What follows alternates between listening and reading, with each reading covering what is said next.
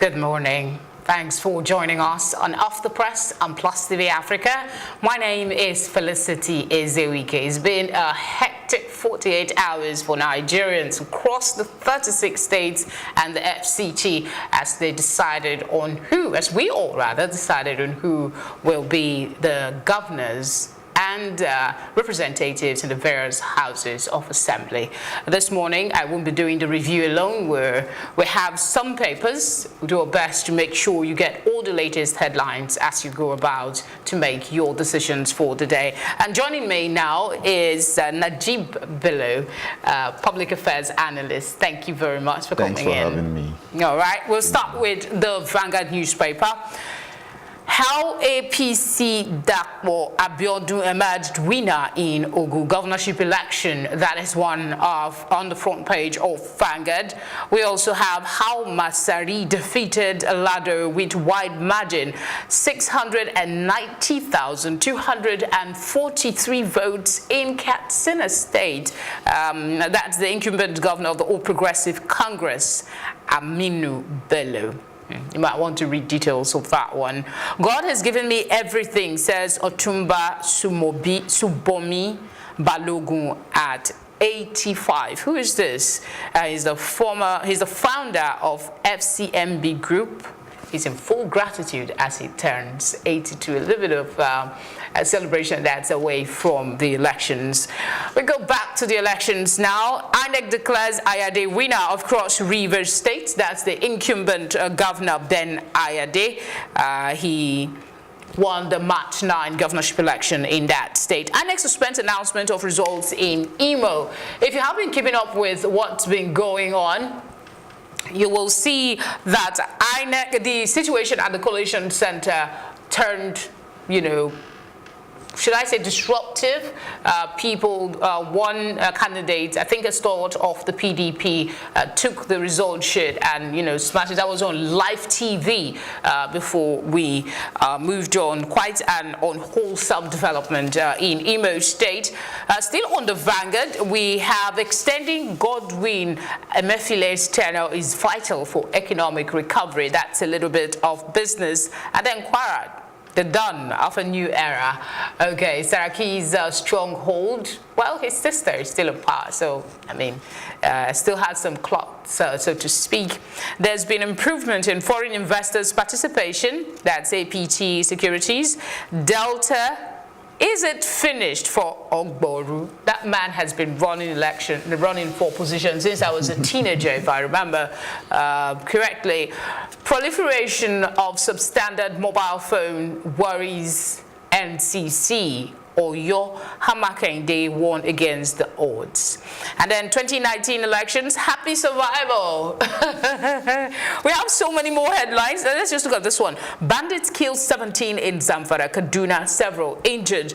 That's a very, very sad one, and it's an offshoot of the elections. And in Ogun State, we have this headline: Ogun governorship polls, APM rejects results as APC wins 11 of 15 local government. These are some headlines you'll find on the Vanguard newspaper. If you've been following our news, you would have heard some of this story. But just to help us make some sense of what we've been hearing is, Nejeeb, what are your thoughts? Which of these headlines just kind of stood out to you? Looking at what happened in Katsina, the margin by which Masari defeated the other candidates is really astounding. He got over 1 million votes. And this was last Saturday when we were talking about the turnout. All over the country, the turnout was far less than what we had seen during the presidential election. So allegedly 20% less. Allegedly, yes. In some polling units, I would say more than 70% less. Wow. There were polling units where the electoral officers were just idle. There was nothing to do. They see one or two people.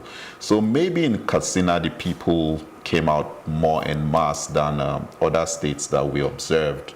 But then that is a huge turnout and a large margin also.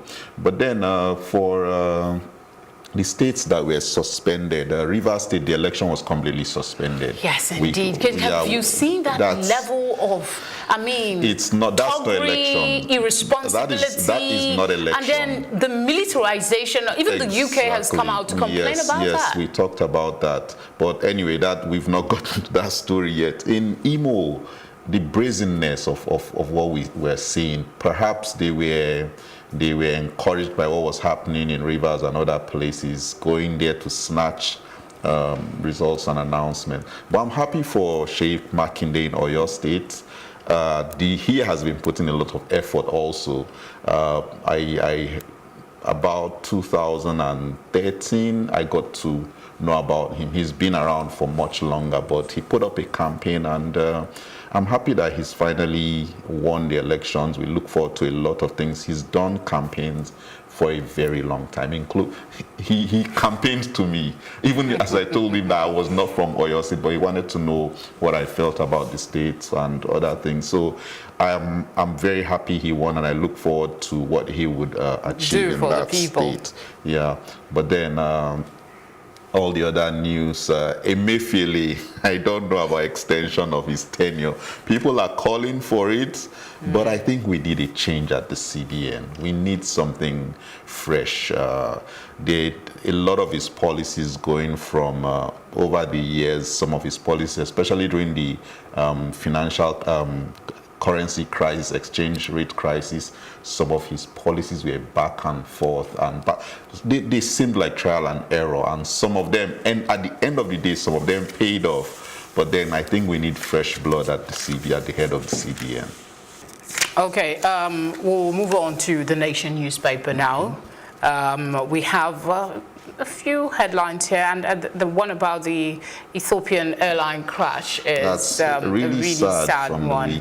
Nigerian professor and boy, 155 others die in Ethiopian Airlines crash. That's a really, really sad one. Nigerian professor based in Canada, Pius, and a former UN and AU deputy joint special representative in Darfur, Sudan. All right. It's sad. It's really sad. I think Professor Pius Adesomi is someone who, beyond the classroom, he's taught a lot of us. He puts out a lot of information about his findings, about his hopes and aspirations for Nigerians. Generally, the whole Ethiopian Airlines crash is really sad, and let's see, we're waiting for the investigations. We don't know what to say. China has come forward to say for now, the 737 MAX, they are grounding all of them. Because as you had said earlier, this is not the first incident. And some people had raised concerns about the aircraft itself. Well, my worry again is it should be like an enhanced version of any plane you will find. It's so new. Yes. The thing is, aircraft is not something you just manufacture and release. The way we release mobile phones, there's a new phone almost every year or every 6 months. An airplane has to go through a lot of testing. But then I think the demands that they have, even there are a lot of there are some Nigerian airlines who I believe have demanded this airline airpiece or so. So I think the demand for it may have, but I don't want to blame anybody now until when investigations are done. But we lost 2 Nigerians there, and it's sad, but then let's wait for the investigation, and let's hope that nothing like this happens in the near future. Amen to that one. PDP snatches Oyo, APC grabs Kwara, Gombe, Lagos, Ogun. That's the screamer on the New Telegraph paper. And then it has a couple of riders. Emmanuel survives APC's onslaught in Akwa Ibom State. It was like a movie theater over there. Adamawa governor's fate uncertain. Mai Ugwanyi win. Abia Olga Oti rejects results as INEC declares it as winner. Atom Okoa in early lead. That's for the states that have not been conclusively announced. These are pictures of people celebrating. The Ogun State Governor-elect Dakbo is celebrating with his people, and in Oyo State as well, the People's Democratic Party, Seyi Makinde, also celebrating his win. On the front page as well, you have lecturer, others shot as soldiers attack collation center. Let's see if we can show you some photos here. There you go. There you have it. You see the celebratory picture. Okay, that's some of it on the front page. PDP, very huge there, snatches oil. APC grabs Kwara, Gombe, Lagos, and Ogun. That's it there. If you go to the very bottom, you will see lecturer, others shot as soldiers attack collation center. That's also, I don't know if you can see it very well. There you have it. Shot as soldiers attack collation center. Wonder why soldiers will be attacking. Nejeeb will share his thoughts. INEC suspends collation of Rivers result. PDP Wike kick. Interesting position there. There are some other under the top, the masthead. You have Plateau lawmaker dies 24 hours after winning re-election. Apparently, he's been sick for a bit. Angry youth set INEC office on fire in Imo. That's a new one. I didn't realize that happened. Election observers escaped death in Enugu. 16 killed, 1 missing in fresh Kaduna attack. And then, of course, the Ethiopian Airlines. On it, and on the back page of the New Telegraph, party politics, Ndibo, and the Senate presidency.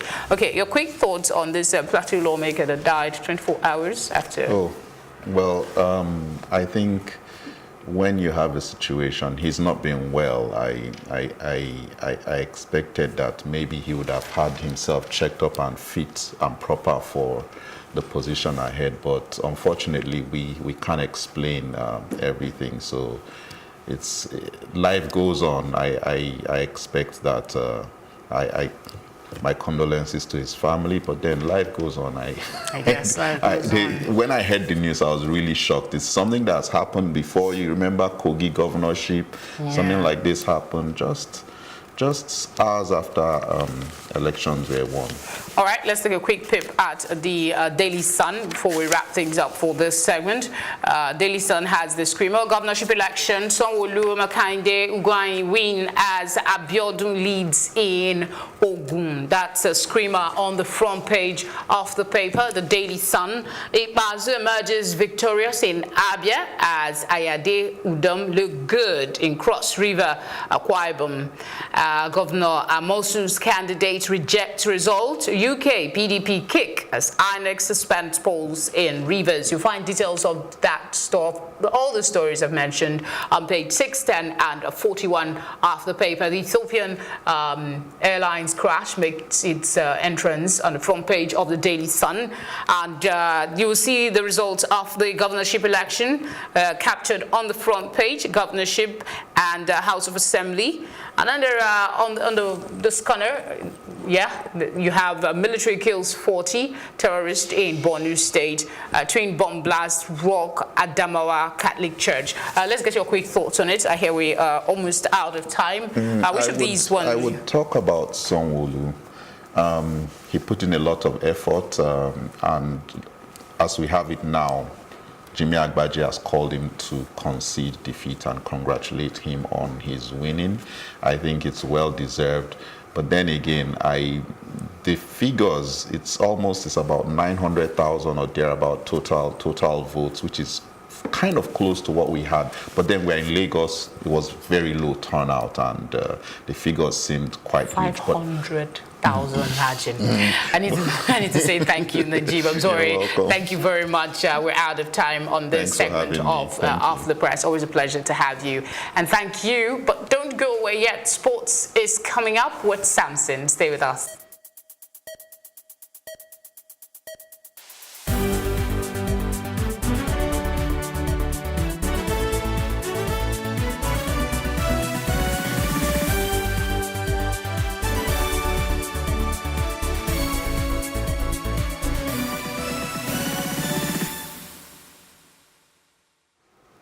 Like I said, we're back with sports. Samson Oloyede is here with us. Thanks for joining us. Yeah, it's a pleasure being here. Okay, we're looking at some sports stories from the Punch newspaper. Yep. We have Women's World Cup, Falcons, France tickets sold out. That's one tennis. We have something on tennis. We have Arsenal inflict first Premier League defeat on Man United. What's that? Solskjaer.